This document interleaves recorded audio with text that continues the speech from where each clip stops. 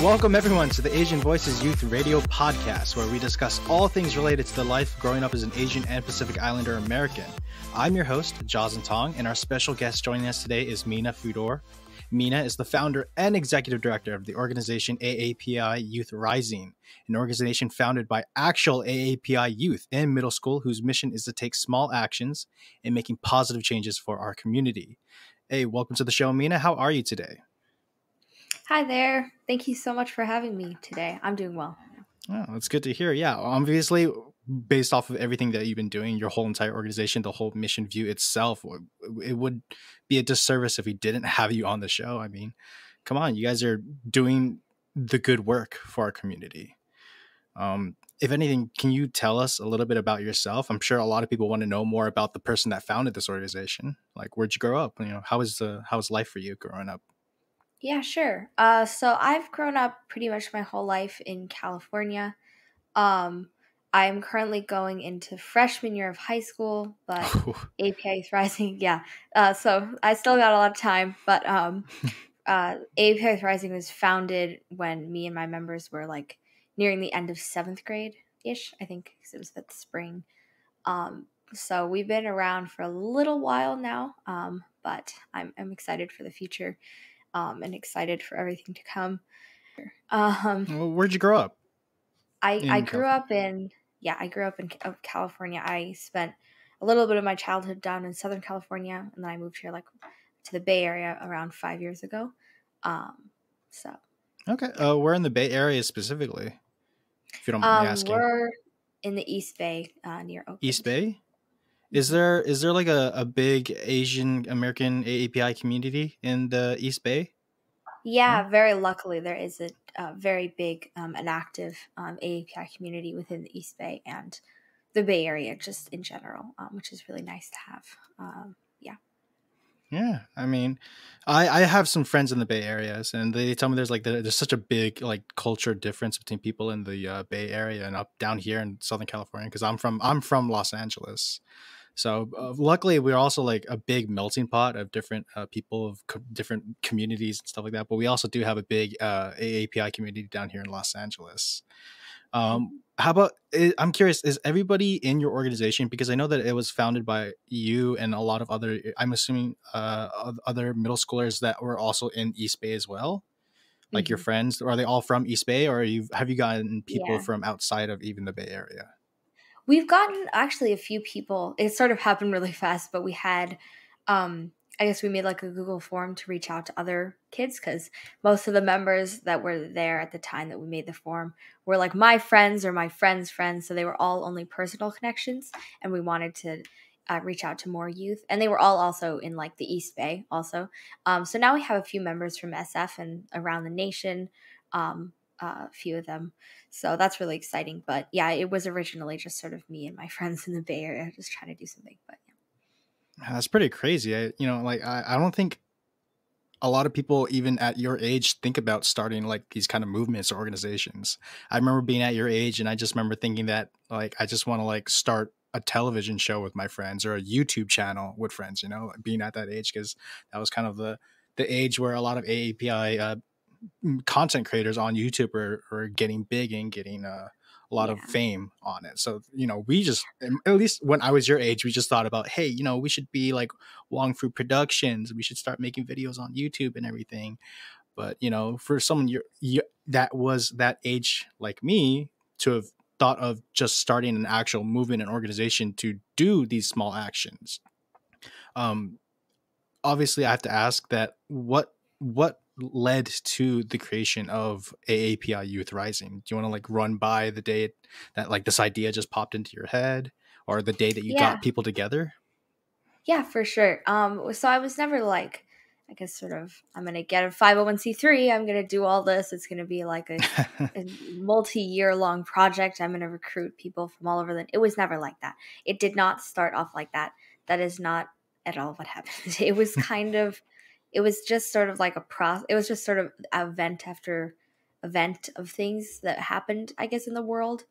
And then, but the first thing that I did, or the first time that I spoke out about something relating to the AAPI community or advocating, was actually, it was like in sixth grade in the springtime. And we had like a virtual assembly because COVID just went into effect. And my family member, my mom, was actually um, just a few weeks prior, she was walking down the street near our house, just a few houses down from my own. And this random lady just decided to cough in her face. So I really wanted to say something just to my small community, my middle school, about it. So I spoke at an assembly, and I was super scared. And I recently found the recording again somewhere, lost in my photos. And I watched it and I was like, geez, so much has happened since then. But that was the first time that I sort of spoke up. I just wanted to like do something and say something to my own school. And that's when I started learning more about advocacy, more about racism, just the world in general. And I really grew from then. And then around a yearish later than that, had been way more attacks on the Asian American community, a lot of attacks on elders. There were people who were being injured, and it became much more of a bigger issue, or I guess one that had gotten more, I guess, media attention. So a few more people know about it, but I still felt like the issue wasn't being properly represented. And also, a lot of youth voices weren't really present there. And I knew for a fact that youth were being impacted a lot, and elders were being impacted a lot. Elders would be attacked, but youth would get all sorts of bullying from their classmates and all that about their race. And it was new, and it was around coronavirus. So I wanted to say something about that and raise more awareness.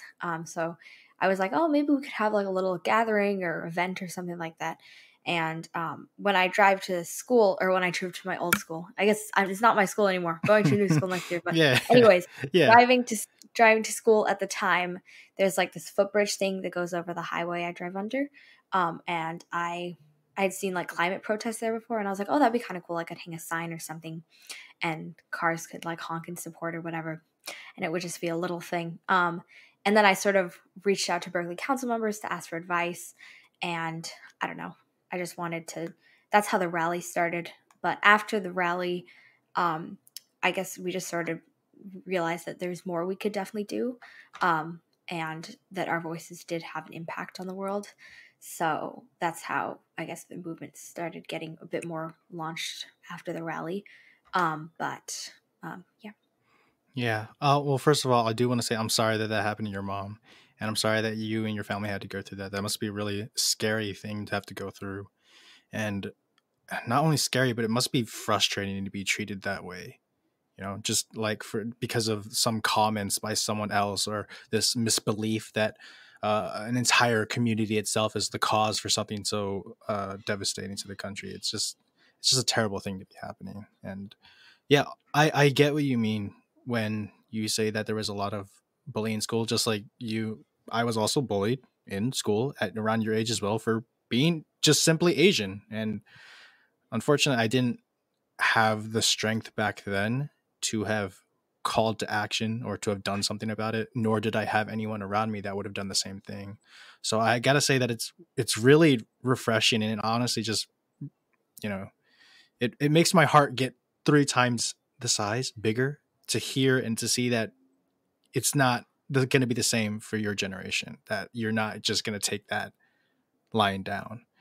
um, I just want to thank you for being brave, and thank you for doing something about it, and thank you for not letting others get to you, and for fighting the good fight for someone Mhm. so young. um Yeah, for sure. in after sorry, after doing those small changes, after bringing up your voice about these schools, did you see anything change? Like did anything become different? I don't really know if there was anything in particular that changed. I guess my own personal experience with it hasn't really been bullying because it wasn't really a constant thing. Because I will confront you and find you afterwards, or say something. If you hurt my friend, I will do something about it. Like I'm Hell not, I guess, yes. Hell as yes. timid as I was before. And sometimes my parents were like, okay, sometimes you need to just not get involved. I understand they are not good people, but just tone it down. So a lot of my friends are very, I guess, sort of defensive of one another, and we will stand up to the person, but that's not how it is in a lot of the cases. And we are, again, very lucky to be in a very diverse place. We have a very big AAPI population in our school, and a really big, I guess, Asian presence, right? So that's a really lucky thing that we have. We have Asian teachers, some Asian administrators too, right? But not everyone has that privilege. So if they say something, sometimes their concerns won't be as, I guess, voiced or valid as before. But I guess in terms of changes, I'm not really sure about anything direct. Uh, One of the inspirations behind our lesson plan, though, that we just developed was that if there's more awareness around issues facing AAPI, then it might stop the comments and it might make people realize that those kinds of comments are wrong, because they can be, it's not always the kid's fault. It could be a normalized thing, the television media, all that, their parents, stuff like that. So just educating them would probably help a bit more. So that was sort of the idea behind our pledge and the lesson plan that we developed. So that was actually implemented into our school. So they all signed the pledge, grade for one day. So that was nice. Yeah. I definitely saw a lot more AAPI history, or some more being taught from, I guess, the 7th grade, and a little bit in 8th grade. But yeah. Yeah. Once again, I hate to sound like an old timer, but when I was your age, we really didn't get a lot of those like lesson plans about AAPI history or culture, anything like that in school. Maybe like it was like just like you said, like maybe a few events here or there, but nothing too big. And the only time I ever did get to learn more about it was in college, you know. But I do believe that you're right; it's important to learn it at a younger age. And like you said earlier, with some of your programs, which I do think was the answer to have that you mentioned earlier about uh, Asian or AAPI students in school facing discrimination and bullying just simply because of their ethnic background. I think the program that your organization created, I think it was a pledge, correct? Or the 180 pledge.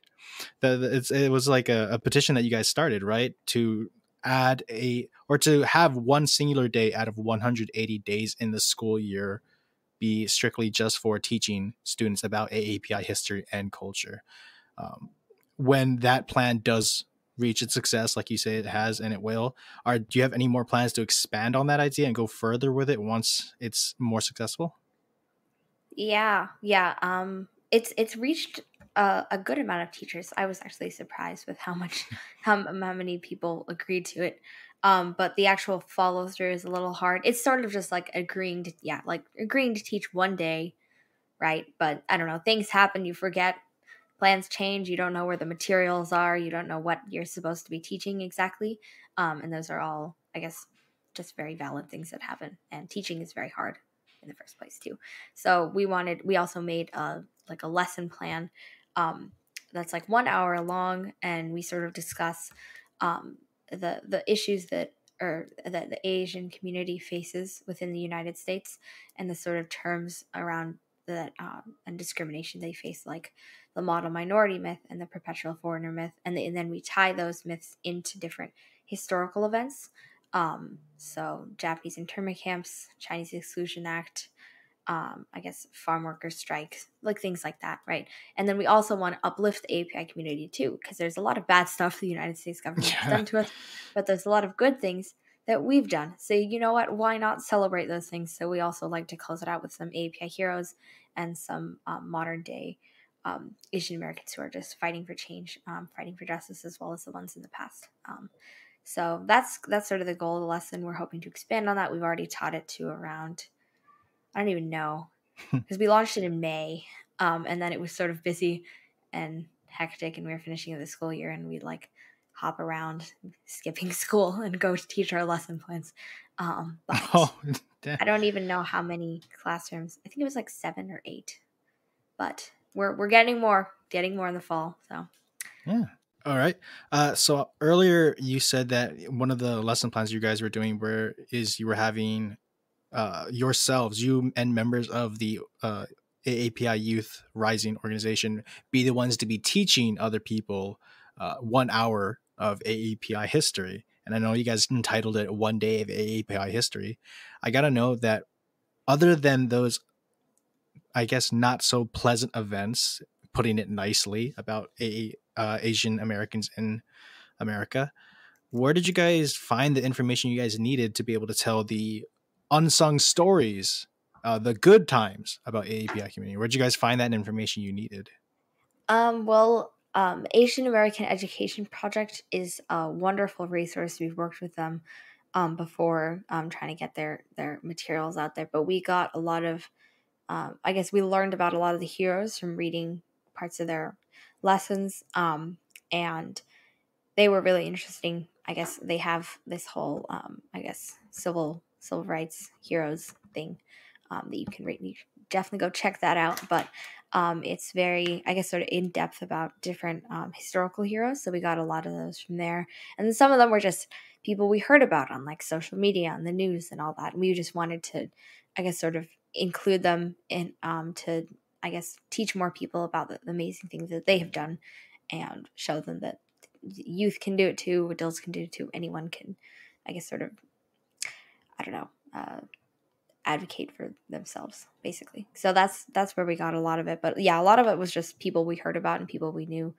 um, about doing great things. So yeah. Were there any AAPI heroes that you personally favored that you wanted to like talk about, that you were especially excited to talk about in your history plans or lessons? Yeah, Grace Lee Boggs is definitely one. I've said this on several different places, but she was a really great intersectional activist. I think she passed in 2015, but she Hmm. was really successful at advocating for our community in Detroit, and also working a lot with the African American community, and with, I guess, housing rights leaders. And she just did a lot of stuff within her lifetime, and it's really inspiring to see, um, another AAPI, and especially another Asian woman, doing something like that. And she was just all around really great person, and she advocated even to her old age. So she was really cool. I would definitely wanted to, I guess, sort of put her in there. But yeah. Yeah. Yeah. There are a lot of untold stories. And once again, I'm going to be say thank you on behalf of our community for being the one to you, and for all the people in your organization for being the ones to actually actively seek out this information and voice it and tell other people about these kind of people, about these kinds of people. Are there other AAPI resources or organizations that you might have teamed up with during your rise to fame? Oh, I wouldn't call it a rise to fame, but rise to successful advocacy. There we are. Yeah. I'm not really sure. I guess, Diversify Our Narrative. They're really cool. They passed a bill. Um, they passed a bill last.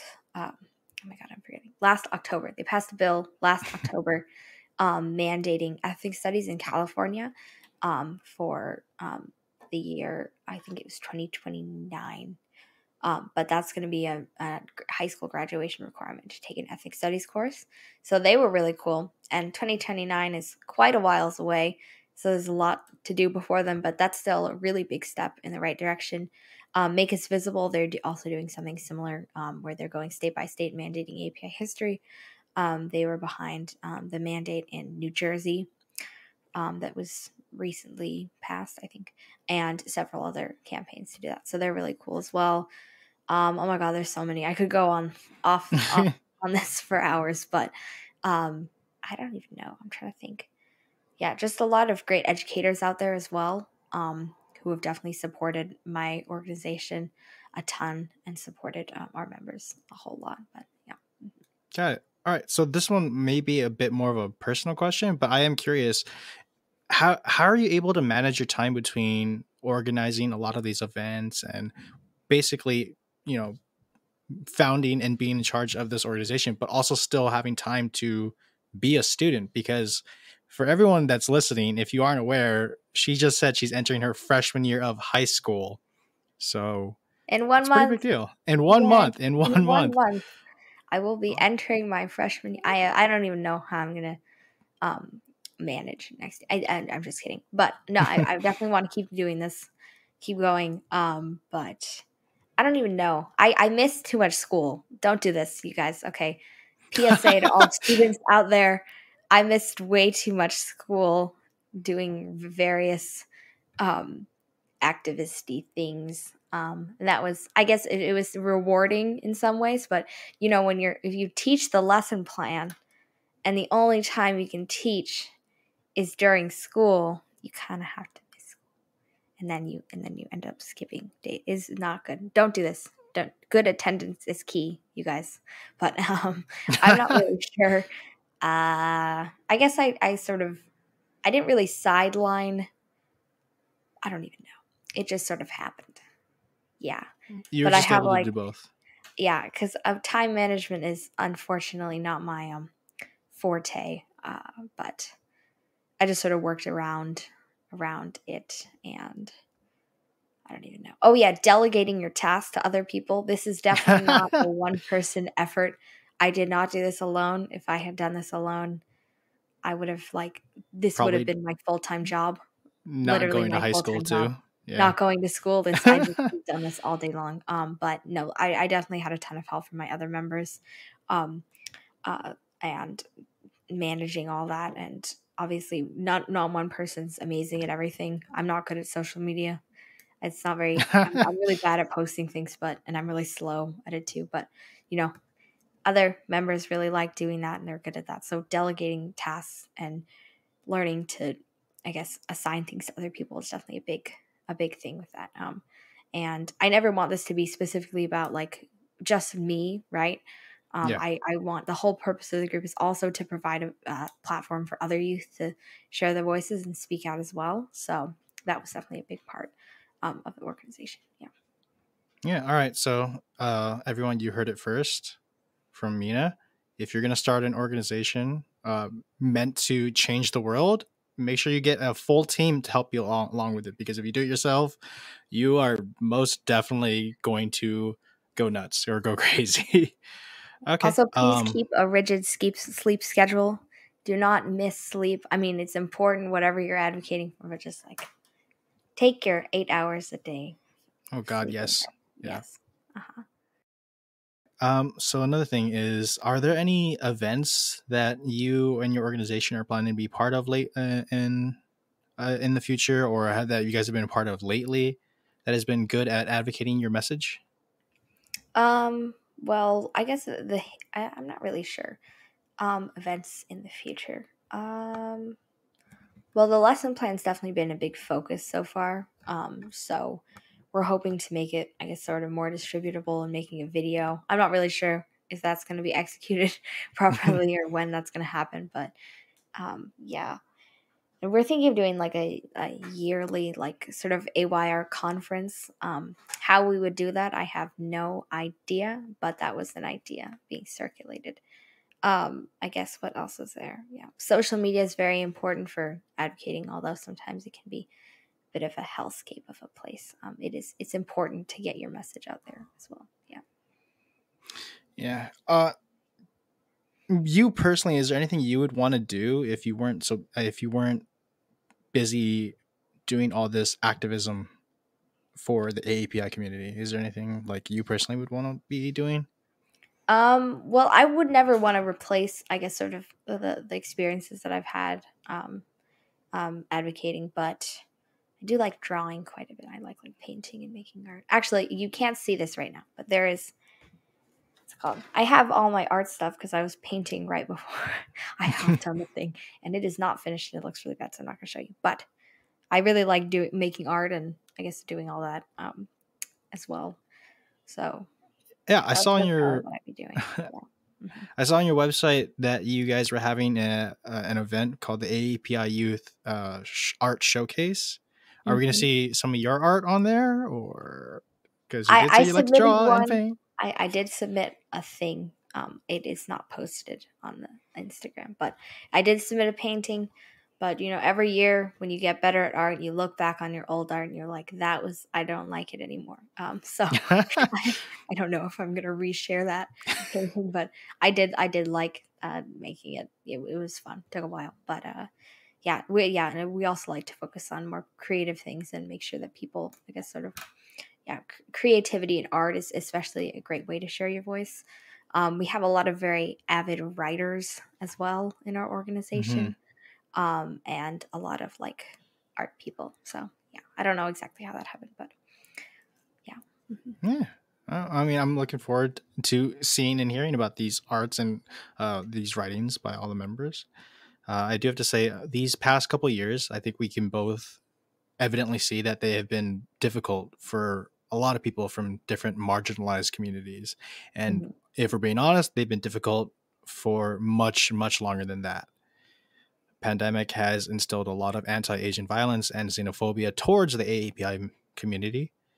Hmm. And I think it's important that we hear this, but can you share with everyone listening why you think it's important to not give up hope and to fight back against these kinds of Hmm. injustices?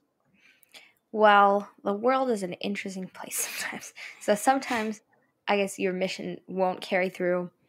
Either people won't listen or public attention will be shifted to another issue, or I don't know, whatever happens, if whatever you're advocating for isn't getting, I guess, and you feel like people aren't listening to you, there's always going to be someone listening. And I guess you just have to like wait it out a little and I guess sort of reassess, and figure it out, but never give up hope on whatever you want, to see changed in the world. Because if you, I guess, are determined to change it, then it will change eventually.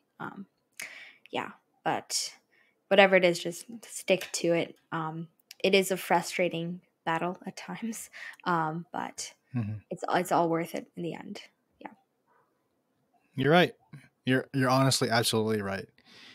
Thank you for doing this. Honestly, Yeah. Thank if you there guys for were, inviting me. Yeah, I'm excited to. I haven't done an interview like this in a while, so it's kind of fun. well, yeah, I mean, I'm glad. Like honestly, it's good hearing your thoughts and your opinions and your voice on all these matters, and even hearing more about you personally, hearing about you. You know, it's important that that we're seen and that we're heard. Hmm. So honestly, thank you for coming on here. And Yeah, thank you for thanks for sharing having with me. all of us why it's important to keep fighting the good fight. And seeing you fight the good fight and you and all your friends in the organization just gives me hope that in the future things will be better for our community and for all communities in general. Hmm. Unfortunately, that's all the time we have today.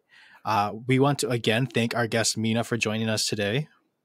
Thank you so much for having me. Yeah, it was great speaking with you. Yeah. All right, guys. To learn more about AAPI Youth Rising and all the good they're doing, please visit their website, aapiyouthrising.org. If you guys have any suggestions for future guests or topics, we'd love to hear from you. Also, be sure to subscribe on your favorite podcast platform, as well as follow us on Facebook, Twitter, and Instagram. Asian Voices Radio is produced by Asian Cultural and Media Alliance, a nonprofit that empowers our AAPI community with a voice through media arts. If you would like to support our program and make a donation, please visit AsianVoicesRadio.com. Thank you guys for listening. I'm Joslin Thong, and please join us next week for another exciting and thought-provoking Asian Voices Radio show. Until then, take care, everybody.